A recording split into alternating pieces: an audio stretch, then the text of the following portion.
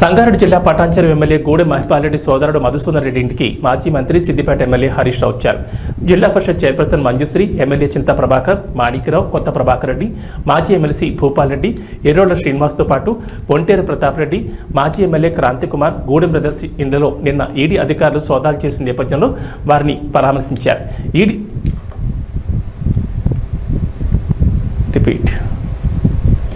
జిల్లా పరిషత్ chairperson Manjushree, MLA Chinta Prabhakar, Manikya Rao, కొత్త ప్రభాకర్ రెడ్డి, మాజీ ఎమ్మెల్సీ భూపాల్ రెడ్డి, ఎర్రోళ్ల శ్రీనివాస్తో పాటు ఒంటేరు ప్రతాప్ రెడ్డి, మాజీ ఎమ్మెల్యే క్రాంతికుమార్ ఉన్నారు.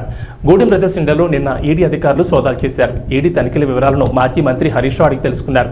ఈ సందర్భంగా ఆయన మాట్లాడుతూ అధికారంలో ఉన్న కేంద్ర రాష్ట్ర ప్రభుత్వాలు ప్రతిపక్ష ఎమ్మెల్యేలను ఈడీ, ఐటీ దాడులతో వేధిస్తున్నారని, ఎమ్మెల్యే గూడెం మహిపాల్ రెడ్డి ఇంట్లో ఎలాంటి అవినీతి ఆస్తులు దొరకలేదన్నారు. బీఆర్ఎస్ ఎమ్మెల్యేలను భయపెట్టి లొంగ తీసుకునే ప్రయత్నం చేస్తున్నారన్నారు. బీహార్, గుజరాత్లలో నీట్ ప్రశ్నాపత్రాలు లీక్ అవుతున్నా అక్కడ ఈడీ అధికారులు ఎందుకు వారిపై దాడులు చేయడం లేదని ప్రశ్నించారు. గౌరవనీయులు మహిపాల్ రెడ్డి గారి పైన ఈడీ దాడులు జరిగిన నేపథ్యంలో వారిని కలవడానికి, మాట్లాడడానికి రావడం జరిగింది.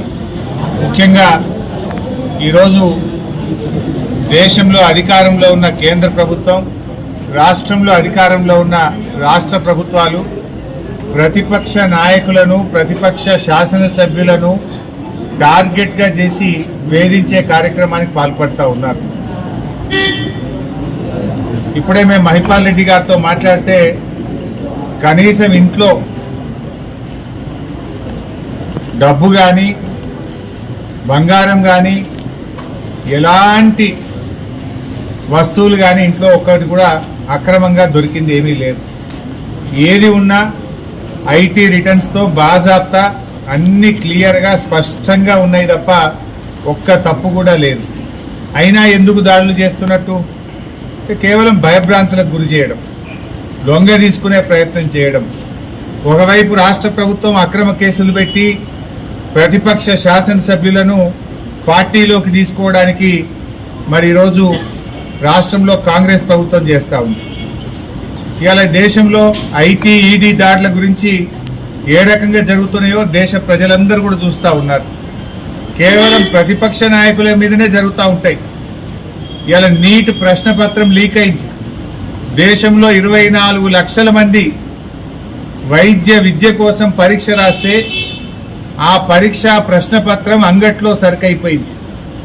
బీహార్లో, గుజరాత్లో 2 రోజుల ముందే ప్రశ్నపత్రాన్ని 30 లక్షల రూపాయలకు అమ్ముకున్నారని అన్ని వార్తలు వస్తూ ఉన్నాయి. ఆ ప్రశ్నపత్రాలు అమ్ముకున్న వాళ్లను బీహార్ పోలీసులు అరెస్ట్ చేసినారు. మరి ఎందుకో ఈడీ దాడులు చేయరు? డబ్బుల విషయం కనబట్టలేదా? ఈ దేశంలో 24 లక్షల మంది వైద్య విద్యార్థులు, వాళ్ళ తల్లిదండ్రులు ఆందోళన చెందుతూ ఉంటే ప్రశ్నపత్రం లీక్ అయితే ఎందుకో కేంద్ర ప్రభుత్వం స్పందించదు? అక్కడ ఆ ప్రశ్నపత్రం లీక్ అయిన అధికారుల మీద కానీ, పరీక్ష పెట్టినటువంటి ఎన్ఏటీ మీద కానీ ఎందుకు ఈడీ, ఇన్కమ్ ట్యాక్స్లు దాడులు చేయరు?